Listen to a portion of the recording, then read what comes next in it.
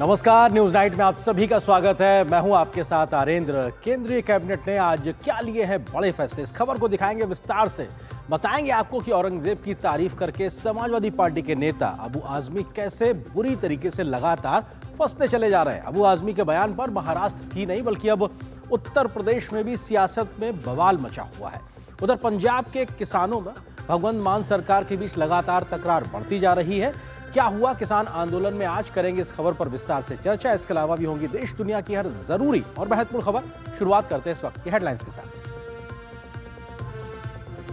केंद्र सरकार ने उत्तराखंड के 2 रोपवे परियोजनाओं को दी मंजूरी। सोनप्रयाग से केदारनाथ और गोविंद घाट से हेमकुंड साहिब तक बनेगा रोपवे। पशुधन को खतरनाक बीमारियों से बचाने के लिए शुरू होगा टीकाकरण अभियान।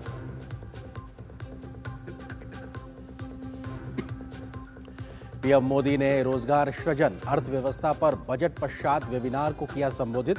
बजट को बताया भारत के भविष्य का ब्लूप्रिंट। कहा भारत एआई क्षमताओं को विकसित करने के लिए राष्ट्रीय बृहद भाषा मॉडल करेगा स्थापित।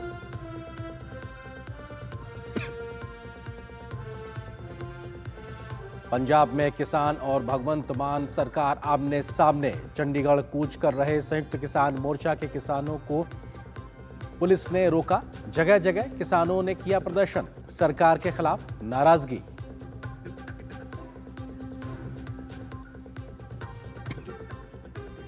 औरंगजेब की तारीफ के मुद्दे पर सपा नेता अबू आजमी महाराष्ट्र विधानसभा से पूरे बजट सत्र के लिए निलंबित। योगी आदित्यनाथ ने सपा से कहा, अबू आजमी को पार्टी से बाहर निकालो और नहीं तो यूपी भेज दो, हम इलाज कर देंगे।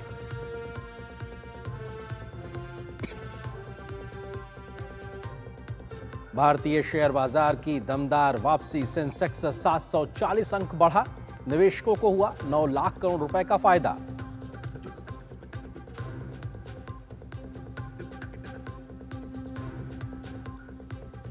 सुर्खियों के बाद में खबरों पर डालते हैं विस्तार से नजर। आज केंद्र सरकार ने कैबिनेट की बैठक में कई अहम फैसले लिए हैं। पीएम मोदी की अध्यक्षता में हुई इस बैठक में उत्तराखंड में 2 रोपवे के प्रोजेक्ट को हरी झंडी मिली है, जिसके तहत केदारनाथ और हेमकुंड साहिब जाने के लिए रोपवे बनाने का फैसला हुआ है। तो पशुओं की बीमारी की रोकथाम पर भी मोदी सरकार ने बड़ा फैसला लिया है। बीमारी से बचाने के लिए पशुओं का टीकाकरण अभियान चलाया जाएगा, इसको विस्तार दिया जाएगा। तो पशुओं की दवाई के साथ अन्य स्वास्थ्य की सुविधाओं को विस्तार देने का भी फैसला मोदी सरकार ने किया है। प्रधानमंत्री नरेंद्र मोदी की अध्यक्षता में आयोजित केंद्रीय कैबिनेट की बैठक में बुधवार को कई बड़े फैसले किए गए। इसमें केदारनाथ और हेमकुंड साहिब जी में रोपवे प्रोजेक्ट्स को मंजूरी दी गई है। केंद्रीय सूचना और प्रसारण मंत्री अश्विनी वैष्णव ने बताया कि पर्वतमाला परियोजना के तहत इसका निर्माण कराया जाएगा। रोपवे बन जाने के बाद केदारनाथ और हेमकुंड साहिब जाना आसान होगा। राष्ट्रीय रोपवे विकास कार्यक्रम पर्वतमाला परियोजना के तहत उत्तराखंड राज्य में सोनप्रयाग से केदारनाथ तक रोपवे परियोजना के विकास को मंजूरी दी है। उत्तराखंड में सोनप्रयाग से केदारनाथ तक 12.9 किलोमीटर तक रोपवे परियोजना को मंजूरी मिली है। इस परियोजना की कुल लागत 4000 करोड़ से ज्यादा है। केदारनाथ की 8 से 9 घंटे की दूरी इसके बनने के बाद मात्र 36 मिनट में पूरी हो सकेगी। रोपवे परियोजना केदारनाथ आने वाले तीर्थयात्रियों के लिए एक वरदान साबित होगी, क्योंकि यह पर्यावरण के अनुकूल, आरामदायक और तेज कनेक्टिविटी प्रदान करेगी। 4 धाम में बहुत ही महत्वपूर्ण धाम है केदारनाथ धाम। यहाँ एक 12.9 किलोमीटर का रोपवे बनाने का आज फैसला लिया गया है। करीब 4081 करोड़ 4081 करोड़ रुपीस का ये प्रोजेक्ट होगा। और जो 12 ज्योतिर्लिंग में से एक ज्योतिर्लिंग केदारनाथ जी है, वहां पर जितने श्रद्धालु भक्त जाते हैं उनके लिए 4 धाम की इस यात्रा में एक बहुत बड़ा माइलस्टोन ये प्रोजेक्ट बनेगा। दूसरे बड़े फैसले में हेमकुंड साहिब जी में 12.4 किलोमीटर लंबी रोपवे परियोजना के विकास को भी मंजूरी दी गई है। ये परियोजना 2730 करोड़ रुपए की लागत से पूरी होगी। इस रोपवे परियोजना से हेमकुंड साहिब जी आने वाले तीर्थयात्रियों और फूलों की घाटी में आने वाले पर्यटकों को सुविधा मिलेगी और यह गोविंद घाट और हेमकुंड साहिब जी के बीच हर मौसम में कनेक्टिविटी सुनिश्चित करेगी। दूसरा प्रोजेक्ट इसी कड़ी में है, विरासत भी विकास भी का, हेमकुंड साहिब का रोपवे। हेमकुंड साहिब की जो बहुत बड़ी एक महत्वपूर्ण स्थान है हमारी संस्कृति में, वहां पे माना जाता है कि हमारे सिखों के 10वें गुरु गुरु गोविंद सिंह जी ने वहां पे तपस्या की थी।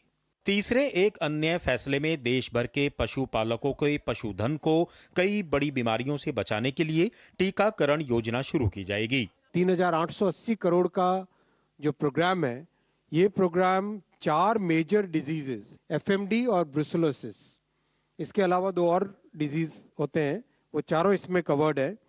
और इन चारों से कैसे देश में लाइव स्टॉक को किस तरह से एक मेजर उनकी हेल्थ में इंप्रूवमेंट आए, वो इस प्रोग्राम का एम है, जिस पर करीब 3,880 करोड़ रुपए खर्च होंगे। इसकी निगरानी भारत पोर्टल से सुनिश्चित होगी। अनुज यादव, डीडी न्यूज, दिल्ली। तो मोदी सरकार ने आज कैबिनेट में कई अहम फैसले लिए हैं। जो फैसले लिए हैं उसमें क्या कुछ बड़े तथ्य हैं, ये आपको उसको भी सिलसिलेवार तरीके से बताते हैं, क्योंकि उत्तराखंड में विरासत और विकास एक साथ चलता दिखाई पड़ेगा। 2 रोपवे के प्रोजेक्ट को मंजूरी दी गई है। सोनप्रयाग से गौरीकुंड तक जो रोपवे बनेगा उसमें क्या बड़ी खासियत होगी उसका जिक्र करते हैं। इसकी लंबाई की अगर बात की जाए तो ये लगभग 13 किलोमीटर 12.9 किलोमीटर होगी। लागत की अगर बात की जाए तो ये 4,081 करोड़ इसकी लागत होगी। और क्षमता की अगर बात की जाए तो 1800 यात्री प्रति घंटा प्रति दिशा, मतलब एक तरफ से जाना एक तरफ से आना। तो जब एक तरफ जाने की बात होगी तो 1 घंटे में 1800 यात्री एक तरफ से जा सकेंगे, ऐसे ही वापस आ सकेंगे। तो क्षमता भी अपने आप में ये बताता है। और अगर पूरे दिन भर की क्षमता की बात की जाए इस रोपवे के बनने के बाद तो 18,000 यात्रियों को प्रतिदिन आना और जाने के लिए एक तरीके से ये क्षमता इसके अंदर होगी। निर्माण की अवधि को 6 वर्ष का रखा गया है। जब इसको एक तरीके से लागू किया जाएगा तो 6 साल का समय लगेगा इस प्रोजेक्ट को पूरा करने के लिए। और 9 घंटे की दूरी महज 36 मिनट में पूरी होगी। 8 से 9 घंटे की दूरी महज 36 मिनट, लगभग आप मानिए कि आधा घंटा, मतलब आधे घंटे में वो दूरी तय हो जाएगी जो आज के समय में 8 से 9 घंटे में तय होती। तो इस प्रोजेक्ट के मायने समझिए कितना महत्वपूर्ण है। इसको जमीन पे उतारना एक बड़ा काम हो रहा है। इसी प्रकार से इस पूरे रोपवे प्रोजेक्ट में 3 स्टेशन बनेंगे। इनमें से एक सोनप्रयाग होगा, दूसरा गौरीकुंड होगा, केदारनाथ होगा। ये 3 स्टेशन बनेंगे। और उत्तराखंड रोपवे एक्ट 2014 जो कि ऑलरेडी पहले से बना हुआ है, उस एक्ट के तहत इन सारे प्रावधानों नियमों को तय मानकों के आधार पर बनाया जाएगा, क्योंकि एक तरीके से पहले से उत्तराखंड में ये एक्ट लागू है। वर्तमान में सोनप्रयाग से गौरीकुंड 5 किलोमीटर जाते हैं सड़क मार्ग से। आज की तारीख में गौरीकुंड तक सड़क मार्ग एक तरीके से विकसित है, वो 5 किलोमीटर का स्ट्रेच है। इसी तरीके से अगले तथ्य की अगर बात की जाए तो किस तरीके से इसके आगे का रास्ता तय होता है। और गौरीकुंड पहुंचने के बाद में केदारनाथ तक 16 किलोमीटर तक पैदल जाना पड़ता है, चाहे आप खच्चर से जाएं या फिर वहां पे जो पिट्ठू होते हैं उनके माध्यम से जाएं या फिर आप हवाई जहाज के माध्यम से जाएं। लेकिन इस प्रकार का 16 किलोमीटर का पूरा स्ट्रेच है जिसको एक तरीके से ट्रैक करके जाना होता है। इस प्रोजेक्ट को लेकर डिजाइन, निर्माण, वित्त, संचालन, स्थानांतरण, ये पूरा जो एक तरीके से मोड होगा, इस पूरे मोड के तहत ही ये परियोजना आगे बढ़ेगी। यानी कि डिजाइन से लेकर उसका निर्माण हो, वित्त संचालन की बात हो, उसका स्थानांतरण की बात हो, इन सभी चीजों को एक तरीके से दिया जाएगा। इस मॉडल पे ये बनेगा। सार्वजनिक निजी यानी कि पब्लिक प्राइवेट पार्टनरशिप के आधार पर, भागीदारी के आधार पर इसको विकसित करने की एक तरीके से योजना बनाई जा रही है। यानी कि सरकार और निजी क्षेत्र मिलकर इस पूरे परियोजना को जमीन पर उतारते हुए नजर आएंगे। तो सोनप्रयाग से किस तरीके से पूरा मामला आगे बढ़ेगा। और हेमकुंड साहिब रोपवे परियोजना को भी आज मंजूरी मिली है। इसकी लागत लगभग 2730 करोड़ रुपए होगी। 2730 करोड़ रुपए इसकी लागत होगी। ये इसकी लंबाई, इस पूरे रोपवे की लंबाई की अगर बात की जाए तो ये 12.4 किलोमीटर यानी लगभग 12.5 किलोमीटर होगी। क्षमता अगर इसकी बात की जाए तो इसमें 1100 यात्री प्रति घंटा प्रति दिशा होंगे। एक तरफ से जाने वाले, एक तरफ से आने वाले, अगर लिहाज से देखा जाए दोनों दिशाओं में, तो प्रति घंटा तो ये 2200 हो जाती है। टोटल दिन भर की क्षमता की बात की जाए तो ये करीबन 11,000 यात्री प्रतिदिन इस रोपवे के माध्यम से आ और जा सकते हैं।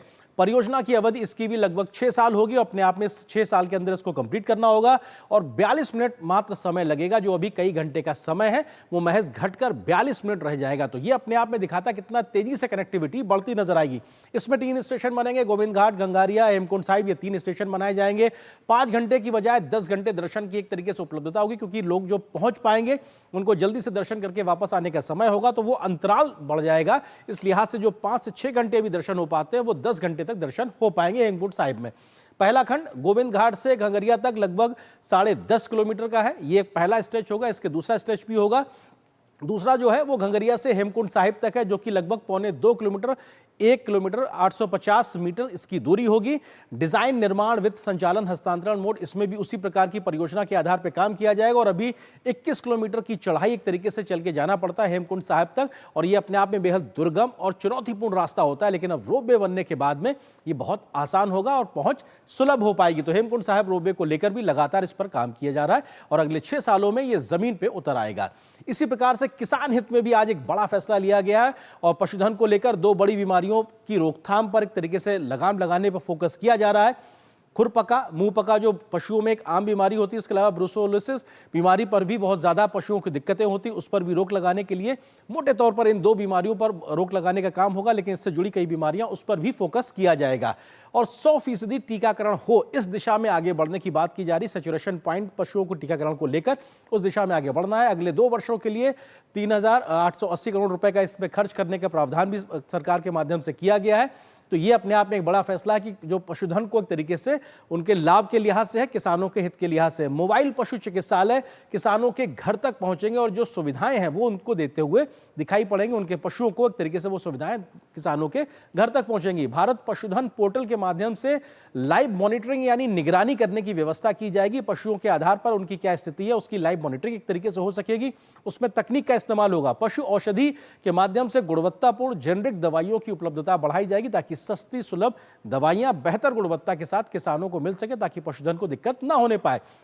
पीएम किसान समृद्धि केंद्र बनेंगे पशु सुविधा केंद्र। पशुओं से संबंधित जो इस प्रकार की चिकित्सकीय सुविधाएं हैं उसका भी एक तरीके से किसान समृद्धि केंद्र पर वहां पे व्यवस्था की जाएगी और एक वन स्टॉप सेंटर के तरीके से वहां पर भी जाकर तमाम प्रकार की सुविधाओं का लाभ ले सकते हैं, जो कि इस तरीके से संभावित है। तो ये अपने आप में आज के बड़े फैसले थे जिसका हमने जिक्र किया। बढ़ते हैं अगली खबर की ओर। सपा नेता अबू आजमी द्वारा औरंगजेब की तारीफ करने के बाद से देश में सियासी भूचाल आ गया। जहां महाराष्ट्र में इस मुद्दे पर लगातार बयानबाजी हो रही है, तो अबू आजमी के खिलाफ एफआईआर दर्ज होने के बाद उन्हें विधानसभा के मौजूदा बजट सत्र के से निलंबित भी कर दिया गया है। इस मामले पर आंच अब उत्तर प्रदेश में भी देखने को मिल रही है। समाजवादी पार्टी के प्रमुख अखिलेश यादव ने अबू आजमी का पक्ष लिया, तो योगी आदित्यनाथ ने अखिलेश यादव पर जोरदार हमला बोला। क्या हुआ इस पूरी सियासत के बीच में, देखिए इस रिपोर्ट में। औरंगजेब के नाम जारी है सियासी संग्राम। शिवाजी के अपमान की लड़ाई महाराष्ट्र से यूपी तक आई। समाजवादी पार्टी की महाराष्ट्र इकाई के अध्यक्ष और विधायक अबू आसिम आजमी के औरंगजेब की तारीफ करने का मामला बढ़ता ही जा रहा है। औरंगजेब की तारीफ करने वाले सपा विधायक को महाराष्ट्र विधानसभा से निलंबित कर दिया गया है। ये निलंबन मौजूदा सत्र के लिए है। महाराष्ट्र के संसदीय कार्य मंत्री चंद्रकांत पाटिल ने सदन के पटल पर अबू आसिम आजमी के खिलाफ प्रस्ताव पेश किया, जिसे सदन ने पारित कर दिया। श्री अबू आजमी यांचे सदस्यत्व विद्यमान अर्थसंकल्पीय अधिवेशनाच्या सदन के सदस्य श्री अबू आजमी को इस पूरे सत्र के लिए सदन से निलंबित करने का मैं प्रस्ताव रखता हूं। मुंबई येथील विधान भवनाच्या प्रतिमेत येण्यास बंदी घालण्यात यावी। इससे पहले मंगलवार को अबू आसिम आजमी के औरंगजेब की तारीफ वाले बयान का मुद्दा महाराष्ट्र विधानमंडल के दोनों सदनों में गूंजता रहा। उनके इस बयान को लेकर सत्तारूढ़ गठबंधन महायुति के सदस्यों ने तीखी प्रतिक्रिया दी और आजमी को विधानसभा से निलंबित करने की मांग की थी। इसके साथ ही उनके खिलाफ राजद्रोह का मामला दर्ज करने की मांग भी जोर शोर से उठी थी। सभी क्रोधित है। पूरा महाराष्ट्र और देश की भावना उसका सम्मान रखते हुए कमेटी गठित की गई है और कमेटी सर्वोच्च न्यायपालिका का वो जो फैसला उसे खंगालेगी। कानून के अलग अलग प्रावधानों का अध्ययन करके समाजवादी पार्टी के दल के नेता को अधिक से अधिक कठोर दंड देगी। बीजेपी ने लिखी हुई स्क्रिप्ट वो अबू आजमी पढ़ता है और अपने ये जो आज की स्थिति है वहाँ पे जब सरकार अड़चन में होती है, कोई इम्पोर्टेंट इशू को डाइवर्ट करना है तो उसका वापर किया जाता है और उसी का वापर करके इस तरह की बयानबाजी उनसे की जाती है। इशू को डाइवर्ट करने के लिए इस तरह के मुद्दे को उठाना ये बीजेपी की पॉलिसी है। बुधवार को भी इस मामले में राज्य में दोनों गठबंधनों ने विरोध प्रदर्शन किया। एमवीए नेताओं ने जहां विधानसभा के बाहर प्रदर्शन किया तो शिवसेना ने पुणे में प्रदर्शन किया। बीजेपी अल्पसंख्यक मोर्चा ने भी मुंबई में प्रदर्शन किया। बीजेपी जहां इस मामले में अबू आसिम आजमी पर निशाना साध रही है, वहीं महाविकास अघाड़ी गठबंधन अबू आसिम आजमी के बहाने बीजेपी पर हमला कर रहा है। शिवाजी के अपमान की लड़ाई महाराष्ट्र से होते हुए यूपी तक भी पहुंच गई। सपा प्रमुख अखिलेश यादव ने अबू आसिम आजमी के निलंबन पर सवाल उठाते हुए एक्स पर लिखा, निलंबन का आधार यदि विचारधारा से प्रभावित होने लगेगा तो अभिव्यक्ति की स्वतंत्रता और परतंत्रता में क्या अंतर रह जाएगा। हमारे विधायक हों या सांसद, उनकी बेखौफ दानिशमंदी बेमिसाल है। कुछ लोग अगर सोचते हैं निलंबन से सच की जुबान पर कोई लगाम लगा सकता है तो फिर ये उनकी नकारात्मक सोच का बचपना है। आजाद ख्याल कहे आज का, नहीं चाहिए भाजपा। वहीं मुख्यमंत्री योगी आदित्यनाथ ने विधानसभा में इस मामले में सपा पर निशाना साधते हुए कहा कि अबू आसिम आजमी को पार्टी से बाहर निकालो और नहीं तो यूपी भेज दो, हम इलाज कर देंगे। औरंगजेब को मरे हुए 320 साल हो चुके हैं। मुर्दा मुद्दों से सिर्फ भारतीय जनता पार्टी लड़ सकती है ताकि जिंदा मुर्दे दफन हो जाएं और जिंदा लोग जो उन मुद्दों से जूझ रहे हैं वो दफन हो जाएं। आखिर कौन सी नस ऐसी आपकी दबी हुई है कि आप लोग अपने उस व्यक्ति पर, उस विधायक पर नियंत्रण नहीं कर पा रहे हैं? समाजवादी पार्टी को इसका खंडन करना चाहिए और समाजवादी पार्टी को इसको बाहर निकाल देना चाहिए और उसको एक बार यूपी भेज दीजिए, बाकी उपचार हम अपने आप करवा लेंगे। अबू आसिम आजमी ने भी अपने निलंबन पर सवाल उठाए हैं। आजमी ने कल भी अपने बयान पर सफाई दी थी और कहा था कि अगर मेरी बात से कोई आहत हुआ है तो मैं अपने शब्द वापस लेता हूं। लेकिन फिलहाल इस मामले पर महाराष्ट्र से यूपी तक सियासत गरमाई हुई है। मुंबई से शिशिर शेलार और लखनऊ से विकास सिंह के साथ ब्यूरो रिपोर्ट, डीडी न्यूज। आम आदमी पार्टी के राष्ट्रीय संयोजक अरविंद केजरीवाल एक बार फिर से अपने दोहरे मापदंडों की वजह से घिरते नजर आ रहे हैं। अरविंद केजरीवाल पंजाब में विपश्यना के लिए आज पहुंचे तो उनका काफिला इतना लंबा था कि वो अपने राजनीतिक विरोधियों के निशाने पर आ गए। सादगी की राजनीति करने का दम्भ भरने वाले अरविंद केजरीवाल करीब 50 गाड़ियों के काफिले के साथ पंजाब में विपश्यना करने के लिए आज पहुंचे। बीजेपी ने केजरीवाल पर जोरदार हमला बोला तो आम आदमी पार्टी बचाव की मुद्रा में दिखाई पड़ रही है। आलीशान काफिले के साथ विपश्यना को गए केजरीवाल, ध्यान विधि से करेंगे आत्मशुद्धि। विपश्यना पर केजरीवाल, दिल्ली से पंजाब तक सियासी बवाल। विपश्यना ऐसी ध्यान विधि है जो अंतर्मन की गहराइयों तक जाकर आत्मनिरीक्षण द्वारा आत्मशुद्धि की साधना है। लेकिन सत्ता की रपटीली राहों पर चलते हुए दिल्ली के पूर्व मुख्यमंत्री अरविंद केजरीवाल एक बार फिर से विवादों में घिरते नजर आ रहे हैं। आम आदमी पार्टी के राष्ट्रीय संयोजक अरविंद केजरीवाल विपश्यना के लिए पंजाब के होशियारपुर पहुंचे, लेकिन विपक्ष का आरोप है कि उनके काफिले में 50 से अधिक गाड़ियां शामिल थीं और उनमें 2-2 करोड़ रुपए की लैंड क्रूजर भी शामिल थी। इसके अलावा 100 से अधिक पुलिस कमांडो उनके साथ थे। यही नहीं, एम्बुलेंस और फायर ब्रिगेड की गाड़ियां भी शामिल थीं। केजरीवाल के दोहरे रवैये को देखकर भाजपा समेत कई दल हमलावर हैं। वो केजरीवाल के सत्ता ध्यान पर सवाल उठा रहे हैं और इसे पंजाब की जनता के टैक्स के पैसे की बर्बादी करार दे रहे हैं। जैसे मैं इलेक्शन में भी कहता था, दिल्ली से हारने के बाद में वो पंजाब भागेंगे। अब क्योंकि वहाँ पे उनकी सरकार बची है, वो सरकार उनकी बची रहे और अब वो राज्यसभा से आते हैं या वहाँ के मुख्यमंत्री बनते हैं, ये आगे हमें जो है देखना होगा। जब ये सादगी की चीजें बांट के उस पर वोट बटोरते थे तब भी हम कहते थे कि सादगी इनका एक दिखावा था, एक ढकोसला था और वो सामने निकल कर आया है कि अपनी विपासना में भी वो 100 गाड़ियों का काफिला लेके चल रहे हैं। पहली दफा केजरीवाल साहब दिल्ली में आए तो एक वैगनार में थे और मुझे अफसोस है कि कल जो केबल कार था 32 गाड़ियों का था और ये खुद लैंड क्रूजर में बैठे हुए थे। जो इन्होंने कहा उसका कंप्लीट विपरीत ही बात की, तो ये इनका साफ चेहरा आपके सामने है। बताया जा रहा है कि केजरीवाल पत्नी सुनीता केजरीवाल के साथ होशियारपुर के पास चौहाल में वन अतिथि गृह पहुंचे। वे आनंदगढ़ गांव में स्थित धम्म ध्वजा विपश्यना केंद्र में 10 दिवसीय विपश्यना सत्र में शामिल हो रहे हैं। केजरीवाल विपश्यना सत्र में शामिल होते रहे हैं और इसके पूर्व वो जयपुर, नागपुर, हिमाचल प्रदेश के धर्मशाला के पास धर्मकोट और बेंगलुरु सहित कई स्थानों पर जा चुके हैं। लेकिन इस बार उनका विपश्यना कार्यक्रम विपक्षियों के निशाने पर है। हालांकि पार्टी उनका बचाव कर रही है। अरविंद केजरीवाल जी की शीश महल वाली मानसिकता गई नहीं है। अपनी पर्सनल शीश महल वाली जिंदगी के लिए वो पंजाब के टैक्स पेयर के पैसे को बर्बाद कर रहे हैं। अरविंद केजरीवाल जी के ऊपर जान का खतरा बना हुआ है, उनके ऊपर थ्रेट परसेप्शन है, जिस वजह से केंद्र सरकार ने उनको Z+ सिक्योरिटी मुहैया कराई है। ये गंदी राजनीति छोड़ के भाजपा को इनको दिल्ली के मुद्दों पर अपना फोकस लाना चाहिए। 5 फरवरी के दिल्ली विधानसभा चुनाव में नई दिल्ली सीट से चुनाव हारने के बाद केजरीवाल सार्वजनिक रूप से सामने नहीं आए हैं और उन्होंने खुद को पार्टी से संबंधित गतिविधियों तक ही सीमित रखा है। Bureau report, DD news. और यहाँ पर एक और छोटे से ब्रेक के लिए रुकते हैं। ब्रेक के बाद जब वापस आएंगे तो आपको खबर दिखाएंगे कि पंजाब में किसान वर्सेस भगवंत मान लगातार क्यों गहराता जा रहा है। किसान और पंजाब सरकार के बीच की लड़ाई या खाई क्यों बढ़ रही है, इस विषय पे होगी विस्तार से बात छोटे से ब्रेक के बाद।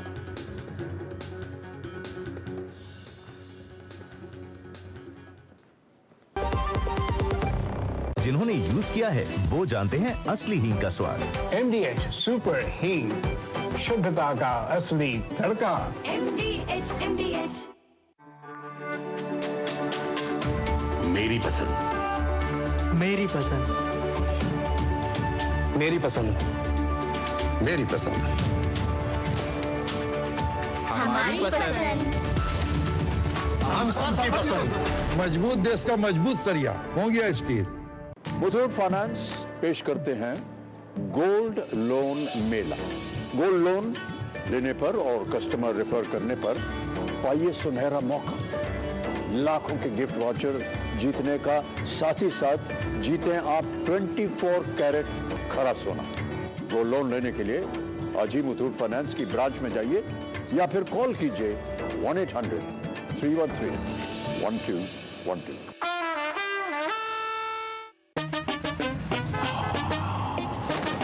कैसे धंधा बढ़ेगा, कैसे गल्ला चलेगा, कैसे टाइकून बनेगा, ये काफी नहीं बेटा, स्कूटर है तेरा कब रॉकेट बनेगा। सिर्फ नजर बट्टू लगाने से बिजनेस बढ़ता तो हर बड़ा बिजनेस यही करता। बिजनेस बढ़ता है क्रेडिट से। अपनी दुकान में क्रेडिट ऑन यूपीआई अपनाओ, कस्टमर्स को यूपीआई पे क्रेडिट मिलेगा तो कस्टमर्स बढ़ेंगे और उनकी शॉपिंग भी। क्या समझे? अपने पेमेंट पार्टनर से संपर्क करें। जब धरती चीर कर निकलता है लोहे का पत्थर और मिलता है मोंगिया के जोश से, फिर तपता है, पिघलता है और बनता है फौलाद। अब होता है सरिया सारी खूबियों के साथ। मोंगिया स्टील, मजबूत देश का मजबूत सरिया। जो लक्ष्य चुना था समझ आने लगा है। GLA यूनिवर्सिटी, उच्च लक्ष्य की निश्चित प्राप्ति।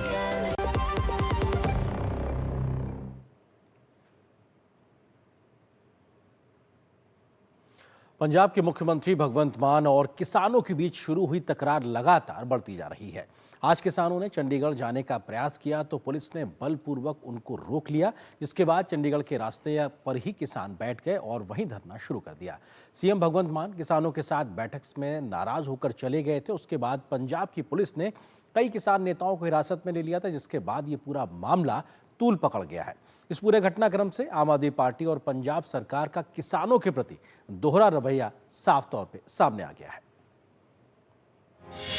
पंजाब में खींचतान, किसान बनाम भगवंत मान। नाराज हुए किसान, क्या मना पाएंगे मान?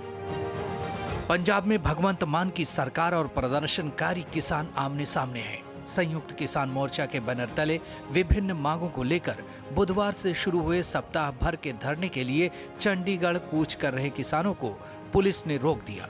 नाराज किसानों ने पंजाब भर में जगह जगह कई प्रदर्शन किए। बुधवार सुबह चंडीगढ़ के लिए रवाना हुए किसानों को पंजाब पुलिस ने विभिन्न स्थानों पर रोक दिया। पंजाब पुलिस ने कहा कि प्रदर्शनकारी किसानों को किसी भी कीमत पर चंडीगढ़ पहुंचने की इजाजत नहीं दी जाएगी। टोटली पंजाब च पीसफुल है। जिथे किते कोई किसान आए ने उस एरिया दी पुलिस ने उन्होंने रोक के साइड ते बिठा लिया, वो भी आराम नाल बैठे ने साइड ते। सारे पंजाब दे विच जिहड़ी ट्रैफिक चल किसी कॉस्ट ते चंडीगढ़ असीं नहीं पहुंचण देवांगे। पूरी साडी सिक्योरिटी टाइट है। चंडीगढ़ जाने की अनुमति नहीं दिए जाने पर किसानों ने भगवंत मान सरकार के खिलाफ नारेबाजी भी की। किसानों ने कहा कि जगह जगह पर पंजाब पुलिस ने उन्हें रोक दिया और कुछ को पुलिस ने हिरासत में भी ले लिया। मुख्यमंत्री मीटिंग के बीच उठ के चले गए और उन्होंने जाते हुए कह दिया कि आपकी जो पहले मांगे मानी है वो भी रद्द हो रही है। जो मीटिंग भी करते करते भगवंत मान जो वो सीएम है वो बीच में छोड़ के और चले गए, ऐसा मुख्यमंत्री हमने पहली बार देखा। पुलिस ने प्रदर्शनकारी किसानों को चंडीगढ़ में प्रवेश करने से रोकने के लिए चंडीगढ़ मोहाली सीमा पर अवरोधक लगा दिए। गहन जांच के कारण सीमा चौकियों पर मोहाली से चंडीगढ़ तक यातायात बाधित हो गया, जिससे वाहनों की लंबी कतार लग गई और यात्रियों को असुविधा हुई। सियासी दलों ने इस मामले में मान सरकार पर हमला बोला है। जिस तरीके भगवंत मान ने किसान लीडरों को अपमानित किया, पंजाब में तो ऐसे माहौल बना रखा है जैसे कर्फ्यू जैसे हालात हो। आप किसानों के और खेत मजदूरों की बात सुनने को तैयार नहीं। अगर वो आपसे बात नहीं करेंगे तो कौन उनसे बात करेगा जी। इससे पहले पंजाब के मुख्यमंत्री भगवंत मान और संयुक्त किसान मोर्चा के बीच बीते सोमवार को हुई बैठक बेनतीजा रही थी। इस बैठक के बीच से ही सीएम मान गुस्से में ये कहते हुए निकल गए कि चलो आप धरना ही लगा लो, आपकी कोई बात नहीं मानी जाएगी। इस वाकये के कुछ घंटों बाद ही राज्य में किसान नेताओं की धरपकड़ शुरू हो गई। मंगलवार सुबह सुबह भी राज्य के विभिन्न हिस्सों में पुलिस ने कई किसान नेताओं को हिरासत में लिया। किसान नेताओं पर भड़के पंजाब के सीएम ने कहा, हर दिन रेल रोको, सड़क रोको। विरोध प्रदर्शन से पंजाब को काफी नुकसान हो रहा है, जिससे राज्य को बड़ा आर्थिक नुकसान हो रहा है और पंजाब धरना राज्य बनता जा रहा है। सीएम ने कहा कि उनकी नरम दिली को हल्के में ना लिया जाए। पब्लिक नूं जो तंग करूगा, कदे रेल रोको, कदे सड़क रोको, कदे पाइप रोको, कदे NHI दा प्रोजेक्ट रोको, इमीग्रेशन दे दफ्तरां मूहरे भी धरने देण लगे, सੱਸ ਨੂੰਹਾਂ ਦੇ ਝਗੜਿਆਂ 'ਚ भी आ गए। ये मतलब पैरेलल गवर्नमेंट चल रही है। SKM 30 से अधिक किसान संगठनों का एक समूह है और उसने अपनी विभिन्न मांगों के समर्थन में 5 मार्च से चंडीगढ़ में एक सप्ताह तक धरना देने का आह्वान किया है। SKM MSP की कानूनी गारंटी, राज्य की कृषि नीति को लागू करने और राज्य सरकार द्वारा MSP पर 6 फसलों की खरीद की मांग कर रहा है। कुल मिलाकर पंजाब में किसान भगवंत मान सरकार के खिलाफ गुस्से में है और अभी ये आंदोलन लंबा चलने के आसार हैं। Bureau report TD news. तो पंजाब की इसी बड़ी खबर पे हम करेंगे चर्चा। इससे जुड़ा है हमारा आज का विशेष। पंजाब में खींचतान, किसान बना भगवंत मान। ये लगातार कई दिनों से ये लगातार स्थिति बनी हुई। इस विषय पे बात करने के लिए खास मेहमानों का पैनल हमारे साथ मौजूद है। कुलदीप सिंह धालीवाल हैं जो कि प्रवक्ता भारतीय जनता पार्टी के हैं। परविंदर सिंह सेठी आम आदमी पार्टी के समर्थक हैं। चौधरी राम कुमार वालिया हैं जो कि राष्ट्रीय अध्यक्ष हैं इंडियन किसान यूनियन, किसान नेता हैं। और वरिष्ठ पत्रकार रामकृपाल सिंह जी हैं। आप चारों को बहुत बहुत स्वागत है हमारे साथ जुड़ने के लिए। सेठी जी, पर शुरुआत आपसे ही, क्योंकि किसान हितैषी या किसान हित में नीतियां बनाने के नाम पर 2.5-3 साल पहले आम आदमी पार्टी की सरकार पंजाब में बनी, लेकिन कल से लेकर आज तक जो तस्वीरें हैं वो तो कुछ और ही बयां कर रही हैं। लगातार नाराजगी बढ़ रही है किसानों की आपसे। देखिए, मैं आपको बताऊं, जो किसानों का हाल दिल्ली के अंदर भारत सरकार ने किया, 750 किसानों ने अपनी जानें दी, उसके ऊपर आज तक कोई फैसला नहीं हुआ, कोई कमेटी नहीं बनी, कोई MSP की गारंटी की लीगल जो बनाने की बात थी उनको पूछा ही नहीं गया। और यहाँ पे जैसे हरियाणा के अंदर कीलें लगाई गई, उसका अब यहाँ पंजाब के अंदर चुनाव है। अब भारतीय जनता पार्टी पीछे से बैकस्टॉप गेम खेल रही है कि पंजाब में आने वाले चुनाव में है, तब तक वहां का तो सेठी जी आप ये कहना चाह रहे हैं कि मौजूदा जो किसान विरोध कर रहे हैं उसके पीछे बीजेपी है, यानी कि वो किसान जो बीजेपी की सरकार के लिए दिल्ली में धरना दे रहे थे, अब वो उन्हीं के लिए, उनकी तरफ से आपके खिलाफ धरना दे रहे हैं, आप ये कहना चाह रहे हैं? अभी देखिए ना, शिवराज चौहान जी चंडीगढ़ में किसानों से मिलके आए, उनका कोई समाधान तो निकाला नहीं, ना तो गृह मंत्री जी मिले, ना प्रधानमंत्री जी मिले। नहीं, आप जो बात आप जो बात कर रहे हैं मैं उस पर पूछ रहा हूँ, क्या आप ये कहना चाह रहे हैं कि आज की तारीख में जो किसान हैं वो बीजेपी की तरफ से बैटिंग कर रहे हैं? आप ये कह रहे हैं? बिल्कुल बैटिंग कर रहे हैं, कर रहे हैं, किसानों को पंप कर रहे हैं कि वहां का माहौल जितना खराब करा जा सके, चुनावों तक माहौल खराब किया जाए। देखिए, भगवंत मान जी ने उनके साथ मीटिंग करी, उनके साथ 2 घंटे डिस्कशन करी, 8 जो मुद्दे थे, उनकी जो शर्तें थी, उनके ऊपर उनके विचार की सहमति भी बनी। लेकिन उसके बाद उनको एक डॉक्टर से अपॉइंटमेंट थी, उनकी आंखों का इंफेक्शन था, उन्होंने हाथ जोड़कर किसानों से रिक्वेस्ट करी कि मेरे को डॉक्टर से मिलना है, तो आप धरना प्रदर्शन सेठी जी, ठीक है सेठी जी, आप जो आरोप लगा रहे हैं जरा उसका मैं जवाब ले लेता हूं। हमारे साथ किसान नेता चौधरी राम कुमार वालिया जी हैं। राम कुमार जी, क्या पंजाब का किसान भारतीय जनता पार्टी के कहने पर पंजाब में विरोध प्रदर्शन कर रहा है? ये सीधा आरोप आम आदमी पार्टी लगा रही है। देखिए, किसान तो किसान होता है और किसान का किसी राजनीतिक पार्टी से कोई मतलब नहीं है। किसान को अपनी खेती बाड़ी करनी है, अपने परिवार को पालना है, और आज की तारीख में किसान के सामने इतनी ज्यादा समस्याएं हैं, उसको कहां फुर्सत है कि वो राजनीति करे या राजनीतिक लोगों के दबाव में आए।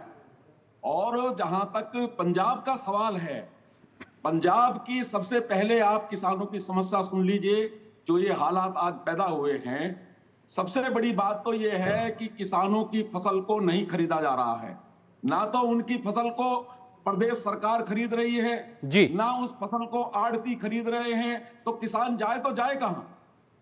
और मुख्यमंत्री जी उनसे बात करने के लिए तैयार नहीं है। मुख्यमंत्री जी उनको समय देते हैं, उसके बाद मीटिंग को छोड़ के चले जाते हैं। अब ऐसी स्थिति में यदि किसान आंदोलन नहीं करेगा तो क्या करेगा? नहीं, लेकिन रामकुमार जी, सवाल ये कि आम आदमी पार्टी कह रही है कि साहब आप लोग बीजेपी के कहने पे कर रहे हैं। वो एक आरोप ये लगा रहे हैं कि ये राजनीति से प्रेरित है। क्या इसके पीछे आप लोग क्या किसी के कहने पे या पंजाब किसान कहने पे कर रहे हैं क्या ऐसा? आप बताइए, बीजेपी ने मना किया क्या? सरकार को मना किया है कि किसानों की फसल मत खरीदो? बीजेपी ने मना किया है कि किसानों के जो बढ़े हुए बिल हैं उसको माफ ना करो? बीजेपी ने मना किया है कि मुख्यमंत्री जी किसानों की समस्या को ना सुने? कहां मना किया है बीजेपी ने? अब ये जो हमारे मित्र हैं झूठा आरोप लगाने का काम कर रहे हैं बीजेपी के ऊपर, इस आंदोलन से बीजेपी का मतलब क्या है? ठीक है, कुलदीप सिंह धालीवाल जी हमारे साथ हैं बीजेपी से। कुलदीप जी, जी नहीं रही है तो किसान करें तो करें। ठीक है कुलदीप जी, सवाल ये है कि किसान विरोध जब दिल्ली में करते थे तो आम आदमी पार्टी समर्थन में बात करती थी, लेकिन अभी जब पंजाब में विरोध हो रहा है तो वो आप पे आरोप लगा रहे हैं कि साहब आप लोग उनको प्रेरित कर रहे हैं माहौल खराब करने के लिए। कुलदीप जी, देखिए, सेठी जी सीनियर प्रवक्ता हैं आम आदमी पार्टी के, सम्मानीय हैं। आज जो उनकी दशा है पंजाब में, पहले दिल्ली में आपदा खत्म हुई, अब पंजाब की आपदा खत्म होने जा रही है। तो ये संभावत ही ऐसा होता है जब कोई किसी पार्टी कोई नीचे जाता है उसका ग्राफ, लोग उसको छोड़ने लगते हैं, तो वो पार्टी के जो प्रवक्ता होते हैं बौखला जाते हैं। तो मैं ऐसा शब्द उनके लिए यूज नहीं करना चाहता क्योंकि सम्मानीय हैं, बड़े हैं, लेकिन ये बात उनकी उस तरफ जा रही है। क्योंकि पहले जो लोग कहते थे कि हम तो जी चुटकियों में ऐसे किया था, चुटकियों में एमएसपी दे देंगे जी, केजरीवाल जी ने बोल दिया चुटकियों में, तो वो भाग गए। हमने तो हरियाणा में देके दिखा दी भाई साहब। और उसके बाद फिर इन्होंने कहा कि कोई बात नहीं, आप ना पंजाब में मूंगी बीजो जी, धान की फसल के साथ। भगवंत मान जी ने ऐसे किया, मूंगी बीजो मैं उठाऊंगा, छोड़ो मोदी को। भाई साहब भाग गए मंडियों से, कुछ नहीं उठाया। फिर पंजाब में एक आपदा आ गई, हमारे वहां पे हड़ आ गए। तो जब वो हड़ आए तो उन्होंने फिर बोला कि मुर्गियों तक का मुआवजा दूंगा, मेरे ऊपर विश्वास करो, मेरे पास पैसा पड़ा है, केंद्र से एक भी पैसा मुझे नहीं लेना, केंद्र सरकार से कुछ नहीं मांगना, मेरे पास पैसे हैं। क्योंकि चुनाव थे उस समय लोकसभा के, एक पैसा नहीं दिया जनाब। अब वो बेचारे देखते देखते थक गए, तो वो कल गए वहां पे। जब सारे गए, उन्होंने कहा कि मान साहब ये 18 मांगे हैं आपकी, और जो आपने बोली हुई हमें ये सारी चीजें दे दो। मान साहब मांग रहे थे, और जो मतलब तस्वीर जो लोग वहां पे अंदर थे, सीनियर नेता कल मेरे साथ एक डिबेट में थे, उन्होंने भी ये माना कि मुख्यमंत्री साहब 6 मांगे मान चुके थे। कोई फोन आया पीछे थे, जैसे ही वो फोन आया मुख्यमंत्री साहब बदल गए, एकदम से बदल गए। वो कहते भाग जाओ, कोई मांग नहीं आपकी मानूंगा, आप यहां से आज जो करना चाहते हो कर लो। एकदम से उनका रवैया चेंज हो गया। तो देखिए, किसी जो यहां से दिल्ली के अपने आप को पहले मालिक बोलते थे, शीश महल के जो वासी रहे हैं, अब वो बहुत सारी गाड़ियों का काफिला लेकर, ठीक है, वो आज मुद्दा अपने आप में गरमाया हुआ है। कुलदीप जी अपने उस पे इससे रिलेटेड है, नहीं मैं इस मुद्दे थोड़ा सा मैं रोकता हूं। मेडिटेशन करने गए हैं जी, वो ऐसे जाप रहा है जैसे पंजाब जल रहा है, नीरो बंसरी बजा रहा है। ठीक है, रामकृपाल जी वरिष्ठ पत्रकार हमारे साथ में। कुलदीप जी मैं आता हूं आपके पास में। रामकृपाल जी, सवाल ये है कि जब किसान विरोध प्रदर्शन कर रहे हैं तो उसको राजनीतिक ट्विस्ट दे देना कि साहब ये तो बीजेपी करवा रही है वनस्पत समस्याओं के समाधान को लेकर, ये तो राजनीति में दोहरा चरित्र दिखाई पड़ रहा है सीधे तौर पे। जो एक आधार तैयार किया था आम आदमी पार्टी ने पंजाब में सरकार बनाने से पहले, वो खोते दिखाई पड़ रहा है। देखिए आर्यन जी, सवाल इस बात का है कि उसको बीजेपी भी अगर करवा रही है, क्योंकि जो मांगे हैं, जब वही किसान दिल्ली में आंदोलन कर रहे थे तो वो मांगे उचित थी। अब अगर वो मांगे लेकर के वो चंडीगढ़ में प्रदर्शन कर रहे हैं, तो आप ये बताइए ना कि जो मांगे थी किसानों की, अगर वही मांगे वहां है, वही एमएसपी है, तो चाहे कोई भी करा रहा हो, मैं एक बात कहता हूं जी, आप उससे क्यों भाग रहे हैं? सवाल इस बात का है कि जब पंजाब के बाहर हो तब आपकी सारी मांगे उचित हैं, लेकिन अगर पंजाब के भीतर हो तो सारी मांगे आपकी अनुचित हैं, तो वो तरीका गड़बड़ है। अब हमारे मित्र भी कह रहे थे सेठी साहब कि बीजेपी ने उकसाया, सवाल इस बात का नहीं, सवाल जिन मांगों का आप समर्थन कर रहे थे, जब वो दिल्ली में बैठे थे तो आप कह रहे थे देखिए कितना बड़ा अत्याचार हो रहा है किसानों के साथ, हम इनके साथ हैं, तो आप वो मांगों के साथ थे ना। आज भी वही एमएसपी का मामला है, जब वो आपसे कह रहे हैं तब वो गड़बड़ हो गया, कह रहे हैं कुछ नहीं मानेंगे, चाहे जो करना हो कर लो जी। तो देखिए, सत्ता में पहुंचना आसान होता है, लेकिन अपने अंतर विरोध कभी ना कभी वो उजर के आते हैं। अगर आप बीजेपी से खुंदक निकालने के लिए जो कुछ हुआ था तब आप उसके साथ थे, तब आप उनको बहुत बड़ा वो क्या कहते हैं क्रांतिकारी और पता नहीं क्या क्या बता रहे थे। आज वही जब आपके राज्य में कर रहे हैं जी, और कृषि तो वैसे भी राज्य का सब्जेक्ट है, ईमानदारी की बात है, agriculture is a state subject. बिल्कुल, कोई भी चीज बहुत पहले ही दिल्ली में न होकर के वो आंदोलन जो उस बार हुआ था, भाई कृषि राज्य का है जी। आप राज्य में आप अपने मुख्यमंत्री से कहिए, मुख्यमंत्री को अगर कोई जरूरत है तो केंद्र से बात करेगा। बिल्कुल, और आपने वायदे किए हुए थे और आपने वायदे करके सरकार बनाई थी। सेठी, बिल्कुल सेठी जी, सवाल यही है कि केंद्र ने नहीं किया, उन्होंने वायदे किसानों से पूरे नहीं किए, इसीलिए आज भी वो पंजाब की सत्ता में नहीं है, बहुत प्रयास के बाद भी वो नहीं है, लंबे समय तक अभी नहीं आ पा रहे। भविष्य में क्या होगा अलग बात। आपको विश्वास दिया गया और आपने विश्वास दिलाया कि किसानों को कि साहब हम आपकी मांगे मानेंगे, तो आम आदमी पार्टी के द्वारा किए हुए वायदे वो क्यों नहीं 3 साल में पूरे हो रहे हैं? सेठी जी, मेरा पॉइंटेड सवाल है आपसे। नहीं, देखिए मैं बताऊं, जितने देश के किसान हैं सबकी मांगे यूनिवर्सल हैं, और भारत के जो प्रधानमंत्री और गृह मंत्री उनको सब सर आप फिर केंद्र में पहुंच गए। नहीं, मैं पंजाब सरकार मैं वहीं आ रहा हूँ। जो भगवंत मान जी हैं वो रेगुलर डायलॉग कर रहे हैं, वो किसानों से बातचीत कर रहे हैं। आप बताइए ना, प्रधानमंत्री जी मिले नहीं, गृह मंत्री जी मिले नहीं, लेकिन एक लिपा पोती के लिए तीन बड़े केंद्रीय नेता पीयूष गोयल जी, प्रहलाद जोशी जी, कृषि मंत्री शिवराज सिंह चौहान जी चंडीगढ़ के कई दौर की बैठकें कर चुके हैं। सर मेरा पॉइंटेड सवाल, सेठी जी मैं फिर आपसे पूछता हूँ जी, मैं आपसे फिर वही पॉइंटेड सवाल पूछता हूँ कि पंजाब सरकार अपनी जिम्मेदारियों को लेकर क्या कह रही है यहाँ पे, वो बताइए ना सर।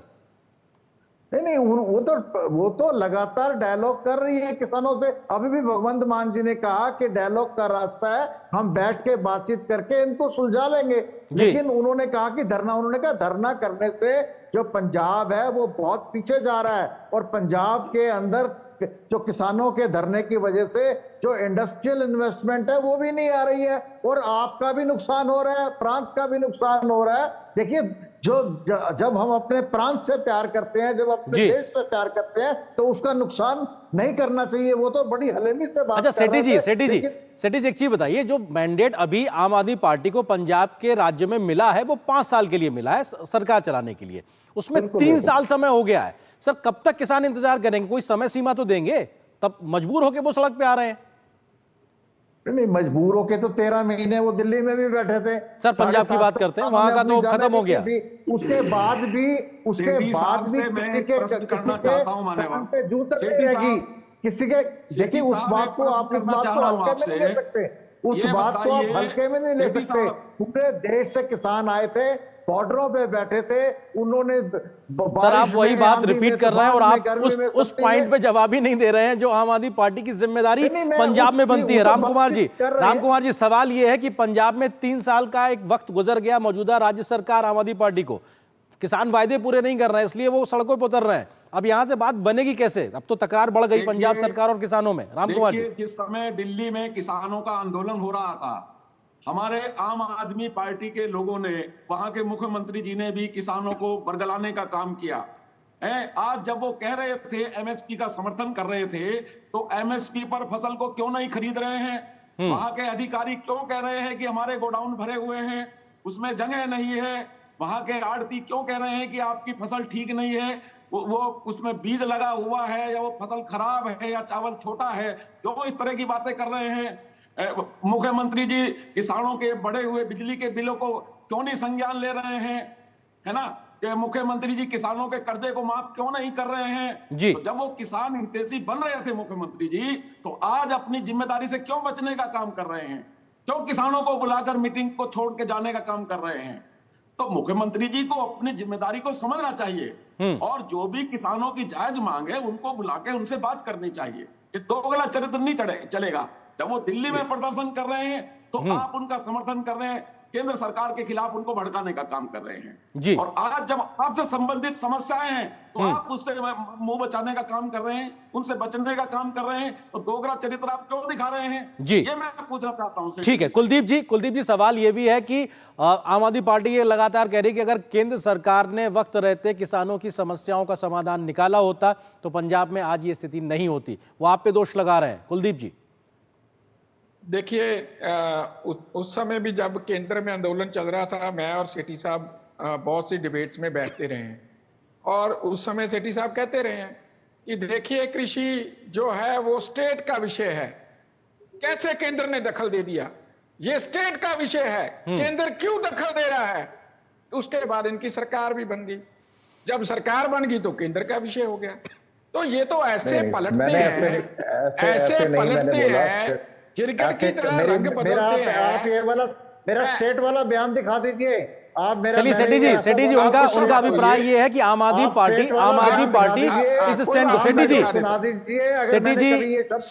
सेठी जी सवाल ये है कि 24 पे हम ही बैठे थे सेठी साहब, मैं कोई बात नहीं दे। चलिए ठीक है कोई बात नहीं, लेकिन आम आदमी पार्टी का स्टैंड रहा है कि वो राज्य का विषय है। आपके पास है तो मुझे ठीक है सेठी जी व्यक्तिगत नहीं जाते, सेठी जी व्यक्तिगत नहीं जाते, मुद्दे पे आते। कुलदीप अपनी बात खत्म कीजिए। हाँ 3000 के ज्यादा डिबेट्स किए हैं, आम आदमी पार्टी का यही स्टैंड था कि ये कृषि स्टेट का विषय, और आपने चुटकियां तो मारी थी, ये तो पता है कि भूल गए, ये याद है? नहीं आप देखो, आप इसको मजाक में ले रहे हैं, बड़ी मजाक नहीं है। 750 किसानों की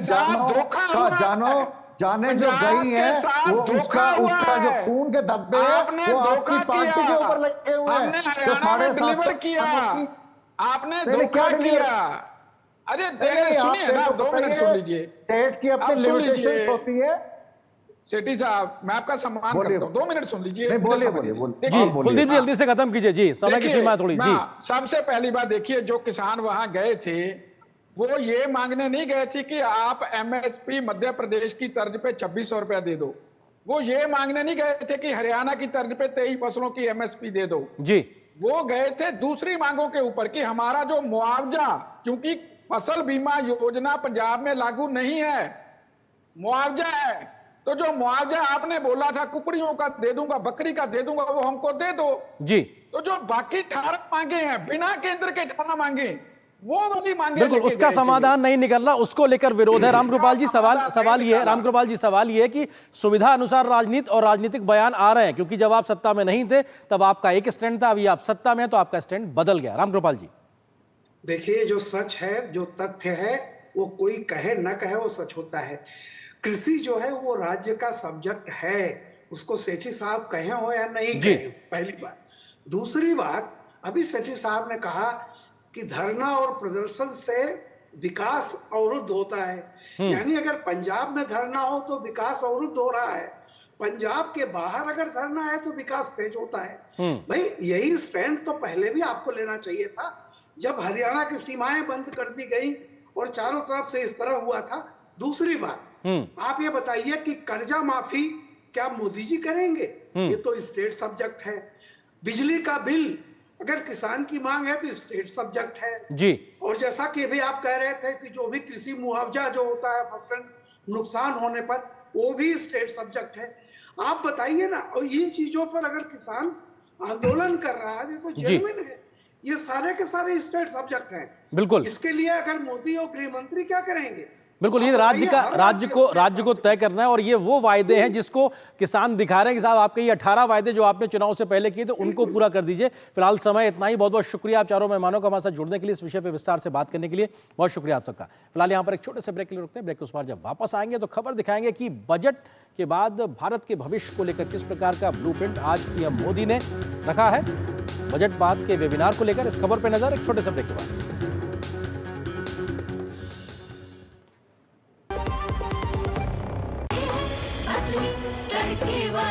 ये तो बड़ी समझदार, बड़ी होशियार। वही टेस्ट का असली test MDH ginger garlic paste. जो लक्ष्य चुना था समझ आने लगा है। GLA यूनिवर्सिटी, उच्च लक्ष्य की निश्चित प्राप्ति। मेरी पसंद, मेरी पसंद,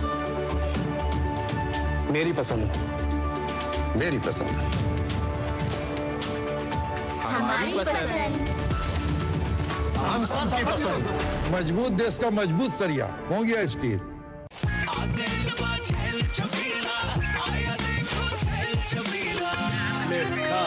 अच्छा भैया, मेरी गाय को भी अपने हाथों से चारा खिला दो। अरे खिलाई देते हैं। क्या हो गया, पूरा का पूरा गांव यहाँ आ गया। अच्छा भैया, इसी हाथ से चारा खिलाते हो, तभी तो आपके गाय भैंसों की ब्याज सबसे ज्यादा है। अरे पगले, ये चमत्कार इस हाथ का नहीं, हाथ में जो कपिला पशु आहार है उसका है, जो पशुओं की सेहत अच्छी रखता है और ब्याज भी बढ़ाता है। ले जाओ।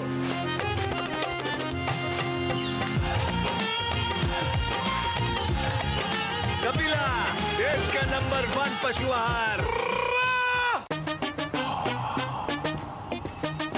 कैसे धंधा बढ़ेगा, कैसे गल्ला चलेगा, कैसे टाइकून बनेगा, ये काफी नहीं बेटा, जो स्कूटर है तेरा कब रॉकेट बनेगा। सिर्फ नींबू मिर्ची लगाने से बिजनेस बढ़ता तो हर बड़ा बिजनेस यही करता। बिजनेस बढ़ता है क्रेडिट से। अपनी दुकान में क्रेडिट ऑन UPI अपनाओ, कस्टमर्स को UPI पे क्रेडिट मिलेगा तो कस्टमर्स बढ़ेंगे और उनकी शॉपिंग भी। क्या समझे?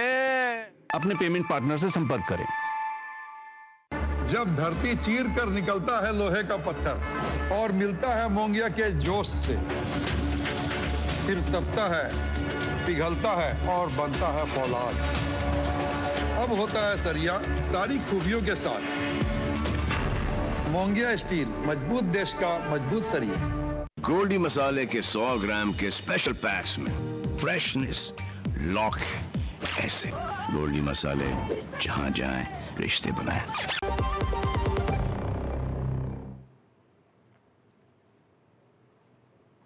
और ब्रेक के बाद खबरों में आगे बढ़ें उससे पहले हम बताते हैं किस तरीके से तमाम खबरों पर अभी तक हमने नज़र डाली है। उसमें हमने आपको खबर दिखाई कि उत्तराखंड में किस प्रकार से 2 रनवे की परियोजनाओं पे मंजूरी मिली है। इसके अलावा औरंगजेब के नाम पर किस प्रकार से सियासी संग्राम जारी है। तो पंजाब में किसान वर्सेस भगवंत मान भी हुआ है। लेकिन अब अगली खबर की ओर बढ़ते हैं। प्रधानमंत्री नरेंद्र मोदी ने आज बजट पश्चात वेबिनार को संबोधित किया। लोगों, अर्थव्यवस्था और नवाचार में निवेश विषय पर आधारित वेबिनार में बड़ी संख्या में हितधारक भी आज इसमें जुड़े। प्रधानमंत्री मोदी ने विभिन्न क्षेत्रों के विकास के लिए किए गए जा रहे प्रयासों और उससे पैदा हो रहे अवसरों पर विस्तार से अपनी बात रखी आज इस वेबिनार में। बजट घोषणाओं को बेहतर ढंग से जमीन पर उतारने की पहल को आगे बढ़ाते हुए प्रधानमंत्री नरेंद्र मोदी बुधवार को एक और वेबिनार में शामिल हुए।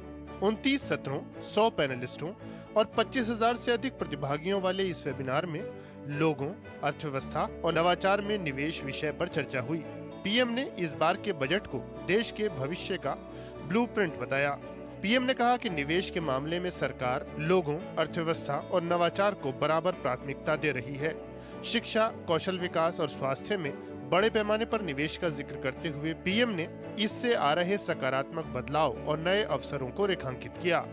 पीएम ने कहा कि एआई भारतीय अर्थव्यवस्था में लाखों करोड़ का योगदान दे सकता है। पीएम ने बजट में एआई संचालित शिक्षा और अनुसंधान के लिए 500 करोड़ रुपए आवंटित किए जाने का उल्लेख किया। भारत एआई की क्षमताओं को विकसित करने के लिए नेशनल लार्ज लैंग्वेज मॉडल की स्थापना भी करेगा। इस दिशा में हमारे प्राइवेट सेक्टर को भी दुनिया से एक कदम आगे रहने की जरूरत है। एक रिलायबल, सेफ और डेमोक्रेटिक देश जो एआई में इकोनॉमिकल सॉल्यूशंस दे सके, विश्व को उसका इंतजार है। आप इस सेक्टर में अभी जितना इन्वेस्ट करेंगे भविष्य में उतना ही एडवांटेज आपको मिलेगा। पीएम ने कहा कि अनुसंधान और नवाचार को बढ़ावा देने के लिए 1 लाख करोड़ रुपए का कोष पारित किया गया है। इससे deep tech fund of funds के साथ उभरते क्षेत्रों में निवेश बढ़ेगा। पीएम ने कहा कि सरकार ने 2014 से अब तक 3 करोड़ से ज्यादा युवाओं को कौशल विकास प्रशिक्षण दिया है। पर्यटन में रोजगार से जुड़ी संभावनाओं का जिक्र करते हुए पीएम ने इस दिशा में किए जा रहे प्रयास गिनाए। देश भर में 50 डेस्टिनेशंस को टूरिज्म पर फोकस करते हुए विकसित किया जाएगा। इन डेस्टिनेशंस में होटलों को इंफ्रास्ट्रक्चर का दर्जा दिए जाने से ईज ऑफ टूरिज्म बढ़ेगा, स्थानीय रोजगार को भी बढ़ावा मिलेगा। होम स्टे के लिए मुद्रा योजना का दायरा भी बढ़ाया गया है। बजट में 10,000 अतिरिक्त मेडिकल सीटों की घोषणा और ज्ञान भारतम मिशन के माध्यम से 1 करोड़ से अधिक पांडुलिपियों को डिजिटल फॉर्म में बदलने की पहल का भी पीएम ने उल्लेख किया। पीएम ने देश की आर्थिक प्रगति को लेकर आईएमएफ की रिपोर्ट का भी जिक्र किया।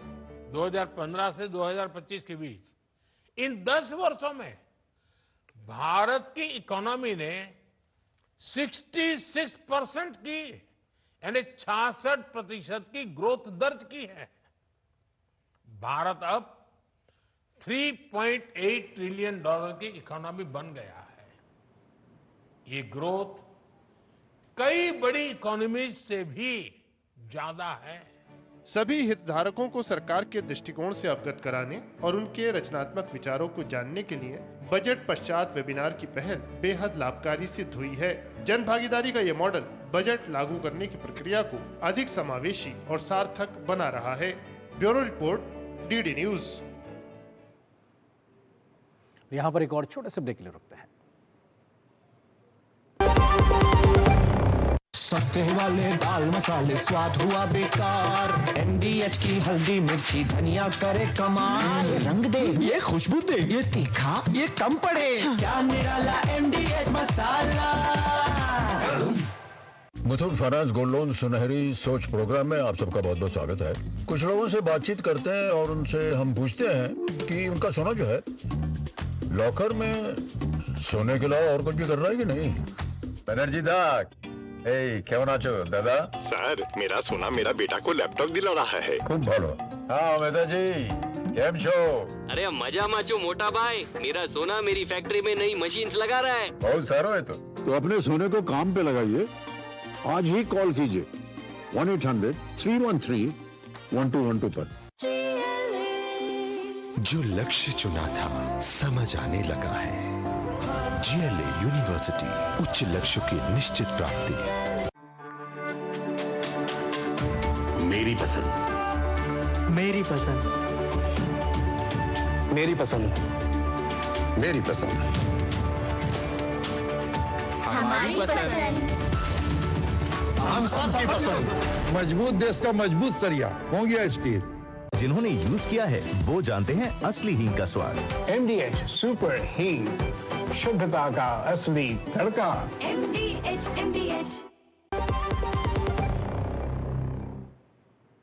और बात बिहार की। बिहार में इस साल के अंत में विधानसभा चुनाव होने हैं, लेकिन इससे पहले ही यहां पर सियासी पारा लगातार बढ़ता दिखाई पड़ रहा है। बजट सत्र के दौरान मंगलवार को तेजस्वी यादव और मुख्यमंत्री नीतीश कुमार के बीच तीखी बहस हो गई, जिसके बाद मुख्यमंत्री ने अति पिछड़े समुदाय का दांव चला और आरजेडी को आईना दिखाते हुए कहा कि लालू प्रसाद यादव को भी उन्होंने ही मुख्यमंत्री बनाया था।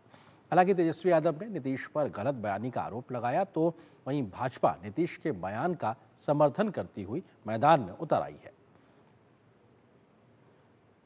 यहाँ पर एक और छोटे से ब्रेक के लिए रुकते हैं। ब्रेक के उस पार जब वापस आएंगे तो खबर दिखाएंगे कि दिल्ली में कैसे एक्शन में है रेखा गुप्ता की सरकार। इस खबर पर नजर ब्रेक के बाद। सस्ते वाले दाल मसाले स्वाद हुआ बेकार। एमडीएच की हल्दी मिर्ची धनिया करे कमाल। ये रंग दे, ये खुशबू दे, ये तीखा, ये कम पड़े। क्या निराला एमडीएच मसाला। मुथूट फाइनेंस गोल्ड लोन सुनहरी सोच प्रोग्राम में आप सबका बहुत बहुत स्वागत है। कुछ लोगों से बातचीत करते हैं और उनसे हम पूछते हैं कि उनका सोना जो है लॉकर में सोने के अलावा और कुछ भी कर रहा है कि नहीं। बनर्जी दा কেমন আছো দাদা? सर मेरा सोना मेरा बेटा को लैपटॉप दिला रहा है। खूब भालो। हाँ मेहताजी केम छो? अरे मजा माचो मोटा भाई, मेरा सोना मेरी फैक्ट्री में नई मशीन्स लगा रहा है। बहुत सारो है तो अपने सोने को काम पे लगाइए। आज ही कॉल कीजिए 1-800-313-1212 पर।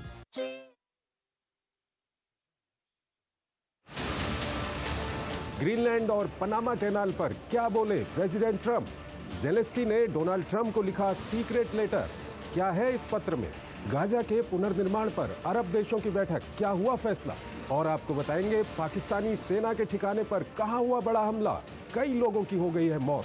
होंगी और भी महत्वपूर्ण अंतर्राष्ट्रीय खबरें, देखिए मेरे साथ खबर दुनिया की रात 10 बजे। आपके घर के खाने में रेस्टोरेंट जैसा स्वाद ले आए MDH का शाही पनीर मसाला। पनीर को क्या मस्त बना डाला।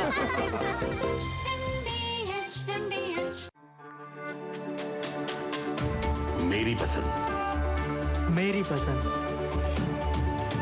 मेरी पसंद, मेरी पसंद, हमारी पसंद, हम सबकी पसंद। मजबूत देश का मजबूत सरिया होंगे स्टील। किसानों की फसल कटाई के बाद उन्हें अपनी मेहनत का सही मूल्य मिले, यह हर किसान का अधिकार है। लेकिन अक्सर आर्थिक तंगी के कारण किसानों को अपनी फसल कम दामों पर बेचनी पड़ती है।